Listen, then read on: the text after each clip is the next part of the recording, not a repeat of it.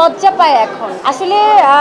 আজকে কিন্তু বাইপার থেকে আমাদের দুইজনের জন্য দুটা কার্ড দিয়েছিল, কিন্তু ও আজকে এত ব্যস্ত ছিল, ও আজকে আসতে পারে না। আমার সরকারি অনুদানে একটি ছবি খুব রিসেন্টলি আসছে, ছবির নাম হচ্ছে নীল আকাশে পাখি ওড়ে। আর আরেকটি ছবি রিলিজ হওয়ার পর্যায়ে ভালোবাসি তোমায়, আবুল হোসেন মজুমদার ভাইয়ের পরিচালনা। ছোটবেলা থেকে গরুহাটে যাওয়ার আমার খুব বায়না ধরতাম আম্মুর সাথে। এখন বড় হয়ে এখনো যাই, ছোটবেলাও যেতাম, আব্বুর সাথে যেতাম। তো আম্মু মাঝে মাঝে আব্বুর সাথে যেত গরু কিনতে, আমিও যেতাম। আর তারপর আম্মু যেতে দিত না, কারণ গরু অনেক সময় রিস্ক থাকে। এখন বড় হয়ে আমি নিজেই যাই, আমি প্রতি বছর কুরবানি দেই। এখন আমি নিজেই গরু হাটে গিয়ে গরু কিনে নিয়ে আসি। প্রতিদিনই আমার কাছে মা দিবস। মাকে আমি অনেক বেশি ভালোবাসি, কিন্তু কখনোই আম্মুকে বলা হয় না যে আম্মু তোমাকে অনেক ভালোবাসি। বরঞ্চ আম্মুর সাথে সব থেকে বেশি অভিমান করি, সব থেকে বেশি ঝগড়া করি আম্মুর সাথে। প্রতিদিনই কিছু না কিছু চুন থেকে নুন খুঁজলেই আম্মুর সাথে ঝগড়া হয়। কিন্তু মা তো মা কিন্তু কখনো রাগ করে থাকে না। ওই পরের দিন আমি রাগ করে থাকি, আম্মু এসে কিন্তু আমার রাগটা ভাঙায়। তো আম্মুকে মা দিবসে বলতে চাই, আম্মু তোমাকে অনেক অনেক ভালোবাসি। কখনো বলতে পারি না তোমাকে, অনেক বেয়াদবি করি তোমার সাথে, অনেক অন্যায় করি, প্লিজ আমাকে মাফ করে দিও।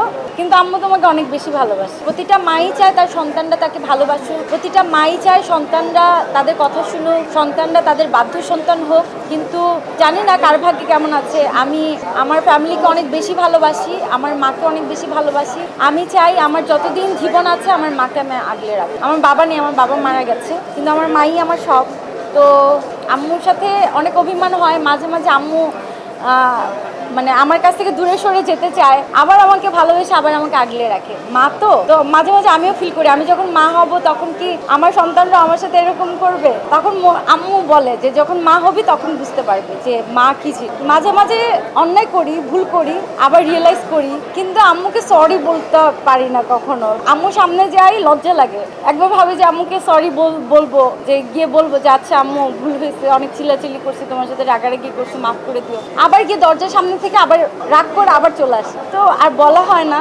আজকে সব সাংবাদিক ভাইরা আছেন, সবার সামনে আমার মাকে সরি বলছি। আম্মু হয়তো নিশ্চয়ই এই ভিডিওটা দেখবে। আম্মু তোমাকে মানে অনেক মাঝে মাঝে কষ্ট দিয়ে কথা বলি। আম্মু রিয়েলি রিয়েলি সরি। কুরবানি ঈদে তো আমি কুরবানি দেই, এবারও কুরবানি হাটে যাব, কুরবানি দিব। আর আমার শ্বশুর বাড়িতেও কুরবানি দেওয়া হয়। সাজিলদের কুরবানির গরু থাকে আলাদা, আমাদের কুরবানির গরু থাকে আলাদা। তো প্ল্যান তো থাকে। এখন আগে তো গিয়ে একটা গরু কিনতাম, এখন দুইটা গরু কিনতে হয়। স্পেশাল আইটেম তো অবশ্য গরুর মাংস।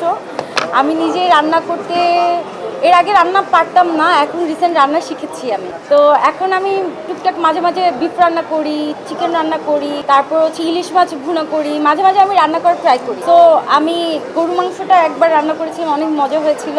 রকিস্টার টিজারটা আমার কাছে চমৎকার লেগেছে। শাকিব খানকে তো দুর্দান্ত লেগেছে, একদম ডিফারেন্ট মনে হয়েছিল যে আবার সেই ইয়াং শাকিব খান চলে এসেছে।